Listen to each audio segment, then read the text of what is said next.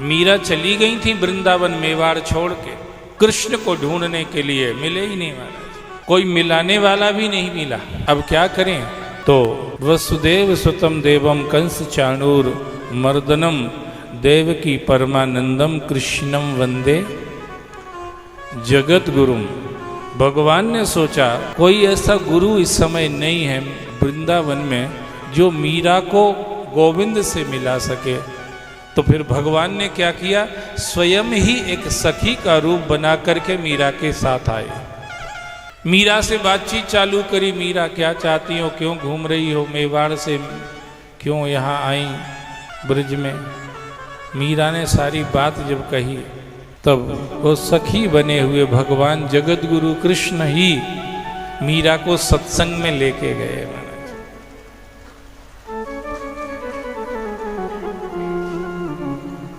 कहाँ ले जा रहे? बोले सत्संग में। क्यों? बोले तुम्हें भगवान से मिलना है ना। बोले हाँ।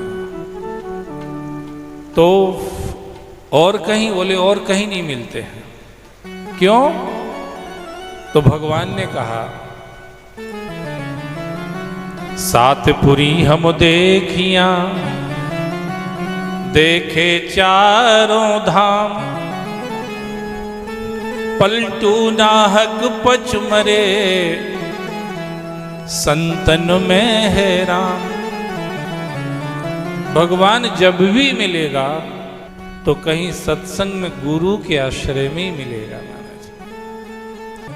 और वो चंद्रमा शिव के मस्तक तक पहुंचने में सफल हो गया महाराज। और आज भी वहां बैठा है। जो भी शिवजी का तो छोड़ो, चंद्रमा का दर्शन कर ले, वो ऊपर बैठा हुआ द्वितीया का चंद्रमा, उसका दर्शन कर ले, उसका भक्ति भाव बढ़ने लगता है। इतना शुभ हो गया वो कलंकी चंद्रमा, वो कलंकी चंद्रमा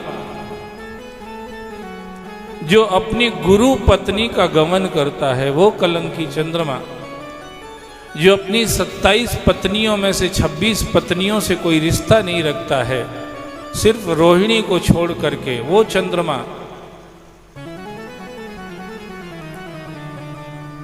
अगर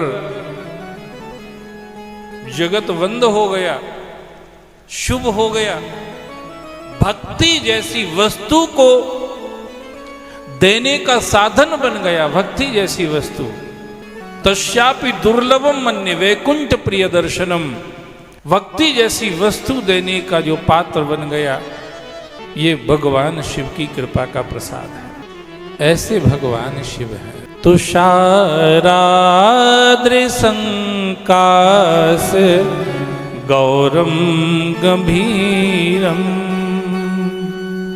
मनोभूत कोटि प्रभाश्री शरीरम नमामि शमीशान निर्वाण रूपम।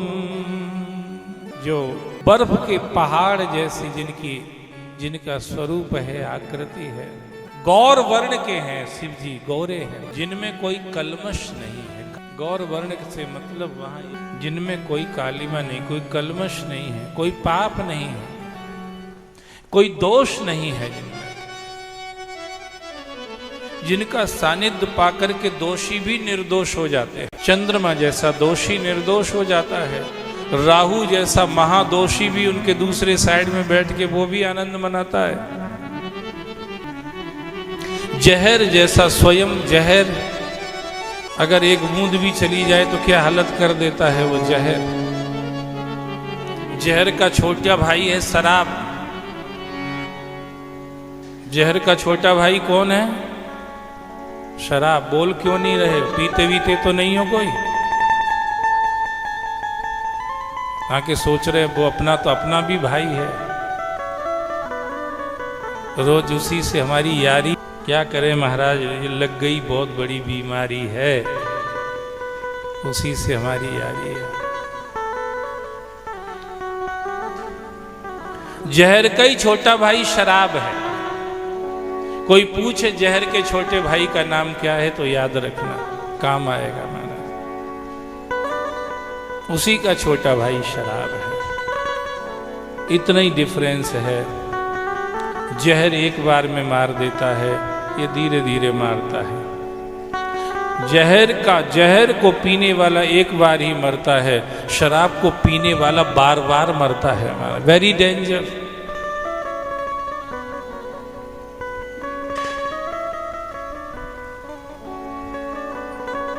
शराब को पीने वाला बार बार मरता है।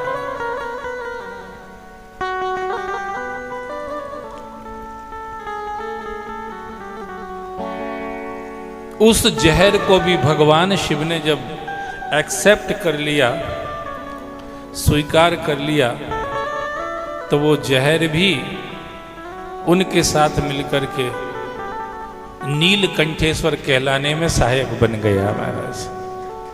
बोलो नीलकंठेश्वर भगवान की जय। शिव जी कैसे बनते नीलकंठ अगर जहर ना होता इधर तो?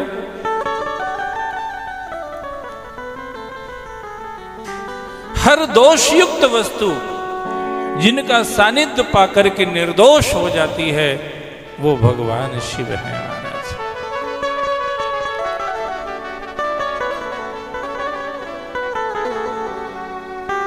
सांप बिच्छू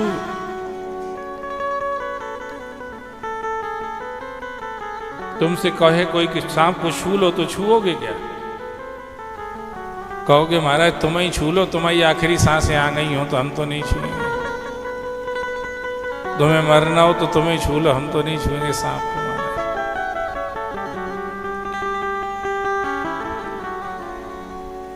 और सांप से भी ज्यादा आदमी बिच्छू से डरता है। उसने पूंछ घुमा दी तो हो गया काम महाराज। दोनों में बड़ा अंतर है। एक मुंह से आक्रमण करता है, एक पूंछ से करता है।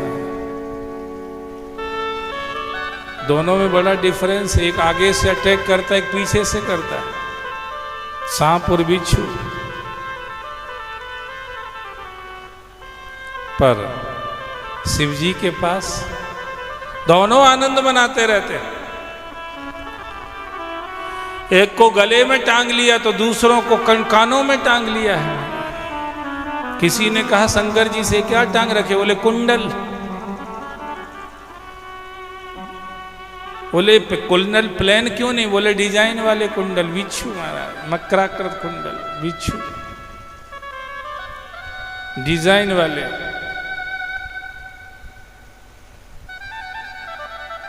बिच्छू भी कई तरह के आते, काला भी आता, सफेद भी आता, और भी आते हैं।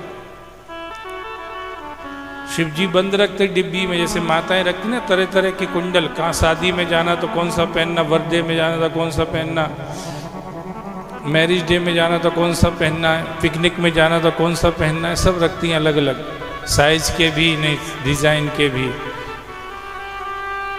ज़्यादा डेंजर जगह पे जाती छोटे पहन लेती हैं, कहीं कोई निकाल ना ले महाराज। माताएं बहुत इंटेलिजेंट होती इस मामले में। कैसी पार्टी में जा रही तो उस हिसाब से कौन सा सामान, महाकाल में जाती तो उतार देती, क्योंकि वहाँ अक्सर उतार लेते लोग। बोले अब वहाँ उतारेंगे तो अपन ही उतार दो महाराज। क्या करना?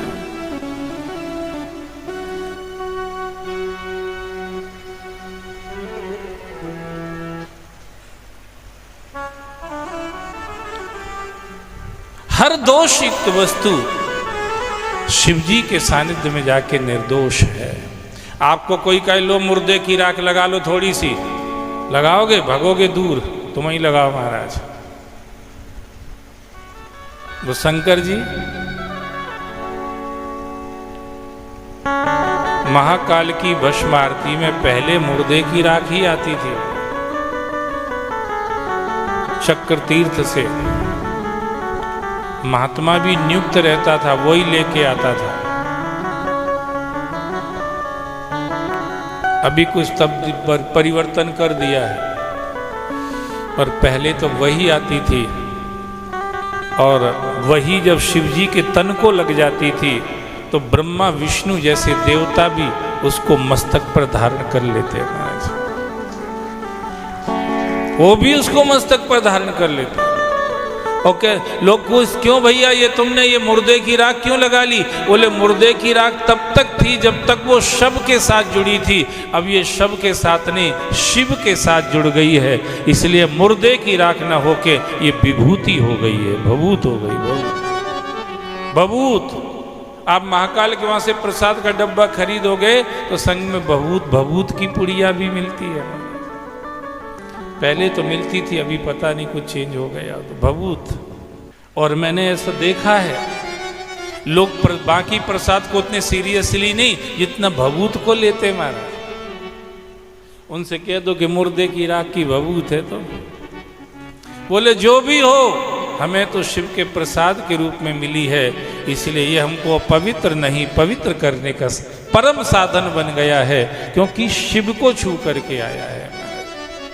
हर ऐसी चीजों को उन्होंने अपने पास बिठा लिया। भूत, भूत प्रेत पिशाच डाकनी चांसनी चुड़ैल ये सब कहाँ रहती हैं? ये राम जी के पास नहीं मिलेंगी तुम्हें, ये कन्हैया के पास नहीं मिलेंगी। कन्हैया को तो गोपियों से ही फुर्सत नहीं, इधर काय को करेगा, चुड़ैल मुड़ैल को डंडा मारता रहता है।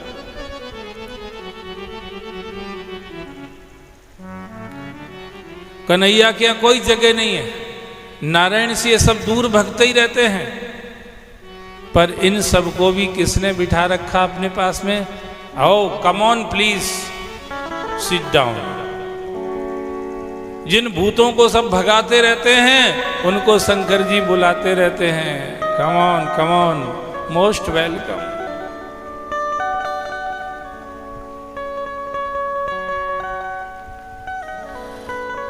इसलिए उनका एक नाम है भूत भावन भगवान की, भूत भावन भगवान। जिनको भूत भी भाते हैं या जो भूतों को भी भाते हैं महाराज, भूत भावन, भूतों को भी प्रिय लगते हैं।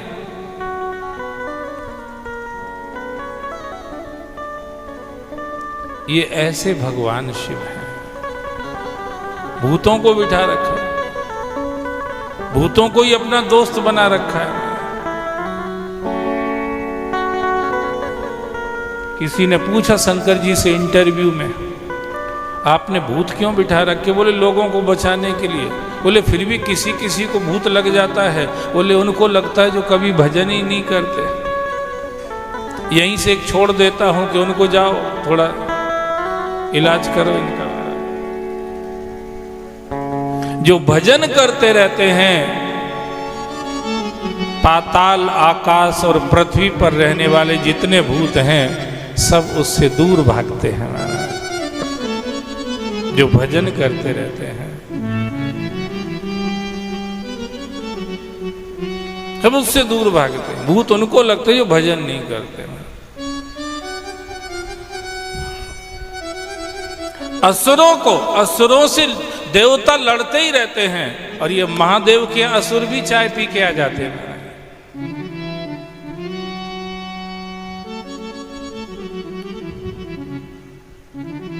विष्णु के मंदिर में ये जा ही नहीं सकते, नारायण के मंदिर में, शंकर जी के मंदिर में ये भी पूजा करने चले जाते हैं।